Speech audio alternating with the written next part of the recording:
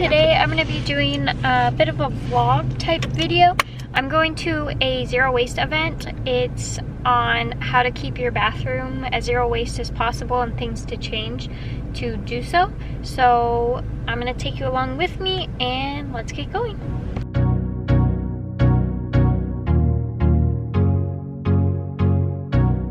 We are all here today for our zero waste bathroom workshop.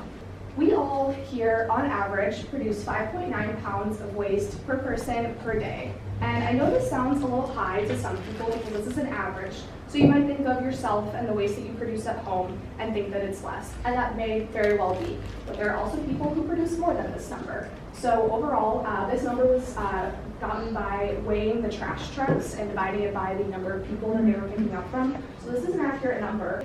We took a sample of the trash that's going to the Miramar landfill a couple years back, and this is sort of a breakdown of what we have, what we are typically sending to the landfill. So we have firstly organics, which makes up 39% of what we are currently sending to the landfill. So with organic waste, we can divert this in a lot of ways. We can compost it in our home compost heaps, or we can use the new curbside organics recycling program that some of you may already have depending on your waste hauler with the green bins. Some of you may not have it yet, but you will be receiving those sometime this year with the new Senate Bill 1383 that mandated organics recycling in California. This is a great step forward to reduce truly a lot of the waste that's in our landfills. So if you look at this, and almost 40% of this could be cut out by utilizing these systems that we're just now putting in place or have had in place for a minute now. We could get a lot closer to these zero waste goals just by utilizing this one system. So although zero waste, especially on the scale of a city or entire region, can sound almost impossible sometimes, when you break it down and we look at what we're actually throwing away, we could be diverting a lot of this stuff, and it's not so far off. And so I like to bring this up because I think it can be really discouraging to say, well, how can we get this entire region of people to go zero waste? But actually, if you see also, we have our plastic, glass, metal, and paper. These are recyclable materials that were improperly recycled and thus sent to the landfill or just put in a landfill bin when they should have been recycled. So this is another large chunk of what we're sending to the landfill. If we were to properly recycle this, along with using organics recycling or compost heaps, that's already a majority of what we are sending to the landfill. So of course this is easier said than done, but this is just to say that it's not impossible to get this whole community of people in San Diego to get closer to our zero waste goals. So I've been mentioning zero waste a lot so far, and you may have heard of this term before. But here at I Live in Clean San Diego, we like to sort of think of it more as like a hierarchy or a decision-making tool. It's very difficult in today's day and age to literally produce zero waste, and it can be discouraging, especially when you're just starting out on your zero waste journey, to think, wow, I produce so much waste, and how can I eliminate all of this? And instead of trying to completely overhaul your life and produce zero waste, we like to think of it as a decision-making tool. When you are purchasing something or disposing of something, how can we do so in a more sustainable manner? So we have our hierarchy of choices. At the top, we would have the most desirable, which would be reducing waste at the source and refusing it before it even becomes something that you need to worry about disposing of. So this can look like bringing your own containers or coffee cups, water bottles, things like that, so that you don't have to even worry about recycling those things or repurposing them after you use them.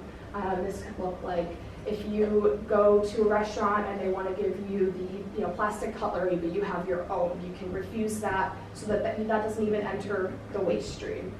Secondly, we have repurposing and donating. These are also great options. So of course, if you're able to donate any kind of old clothes, books, toys, things that don't serve you anymore. There are a lot of people who might want these things. If you're familiar with the groups Buy Nothing or Good Use, these are really great tools. I've personally given away things in my neighborhood Buy Nothing group that I thought for sure no one would want, and somebody did, and you never know what somebody may have a purpose for.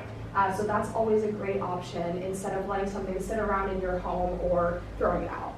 Repurposing as well, so you might end up with some empty containers from different things, or like a can of beans, you could use that to plant seedlings in or sprout seeds instead of buying a plastic pot from a nursery. So sort of using that creativity to think, what else can we do with these things before we throw them away?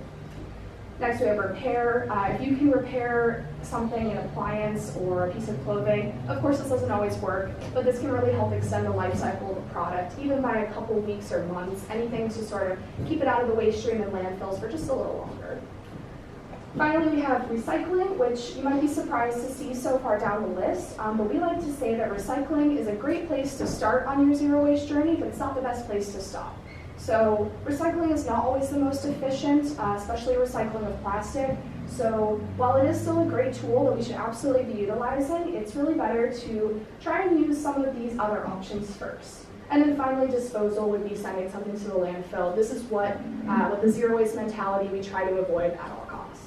So our bathrooms are statistically some of the most wasteful areas of our homes. So, and we don't just mean bathrooms such as toilet paper and things like that.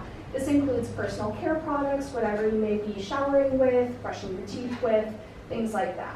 So 59% of people say that they don't recycle in the bathrooms.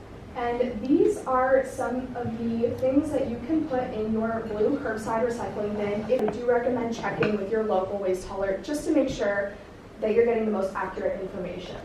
So some of these things that you can put in your recycling containers with EDCO include different kinds of paper, shredded paper, cardboard, hard plastics, aluminum cans. All of these are things that, as long as they are clean and dry and loose, which we say that to mean not put in plastic bags in your curbside bin, just dumped in there loose or in a paper bag, these are all things that you can recycle. I want to highlight this because it's very important as you're recycling these, and you can recycle the bottles of them, but you cannot just throw out or flush medication.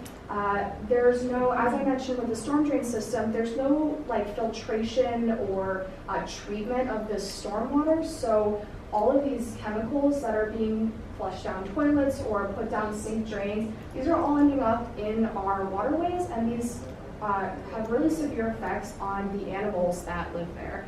We've found animals that have accumulated a lot of these drugs in their systems, causes a lot of harm to them. Also, for us, drinking tap water, you can also find traces of a lot of pharmaceuticals in that. So pharmacies such as Rite Aid, I've even seen them at like a Vaughn's pharmacy. It's usually like a big metal container that you can just drop them in there with the bottles and all, and they will properly recycle them. Down there below, we have mouthwash in a metal bottle as opposed to plastic. It's much easier and much more efficient to recycle metal like aluminum than it is to recycle plastic. Things like metal and glass are infinitely recyclable, and the quality of them does not degrade over time as they're recycled, whereas plastic typically can only be recycled once, maybe twice, and there's not as big of a market or financial incentive for it. So we like to shy away from these plastic products, such as these ones, whenever possible, and switch to something that might not be zero waste, but it's low waste, such as the metal ones. Next, we'll go into some of the face and body products. So again, we have things like reusable makeup removing pads, or if you use things like toner, these are great instead of cotton pads that often get thrown out. These can be washed and reused many, many times. Things like soap bars, razors that instead of the plastic ones, they're metal, and you just switch out the blades. These are really great and will last years and years and years. Things that are in glass rather than plastic, bar soap, things like this, rather than these plastic bottles that we can see up here. Okay, so I'm back from the little workshop. So the first thing that we did was sign in at the little sign-in table when you first walk up to the area. And then right after we signed in, we walked over to the swap and shop and dropped off the items that we had brought. And then we went in for the seminar, I guess you could call it, the presentation. That's what it was. And then we listened to the presentation, which was really helpful. I mean, I do know a lot of things about being zero waste in the bathroom and in the home, but even someone as experienced as me still learned some things from going to that workshop. So it was super helpful and really cool to kind of interact with other people that have the same interests that I do in zero waste and seeing what questions they asked as well, which kind of opened up my mind, and I learned a lot from this workshop. And so then after the presentation was over, they had a table with some not so ideal options and then some zero waste options for the bathroom, and we all got to take a look at that and ask questions. It was super cool and informative. And then after we finished up in that room, we went outside and did the little DIY toothpaste. So this is mine. The recipe includes baking soda, peppermint oil, and coconut oil. And I'm excited to try it out. I got a little bit in my little jar here. They had jars, but it was cool to see everyone bring their own jars and reuse their jars. After we finished the DIY tutorial thing, we went over to the swap and shop and saw if we wanted anything. I found a couple items. One of them is the Sustainable Coastlines Hawaii t-shirt. I thought it was cool with the little dolphin design on there, and this was my size, so I grabbed it. And then this sweater, I love a good brown sweater, and I don't have anything like this, so I grabbed this one. I brought a couple clothing items, and I came home with a couple, which is totally fine, but ideal would have been to leave with less than you brought. But baby steps, I didn't take any more than what I left behind, so it kind of equals out. But it was a really fun time, and I really learned a lot, and I'll definitely be going to the next one. I think the next one that they're gonna have is a workshop on how to zero waste grocery shop, which is really cool and something I've been trying to work on being more zero waste with.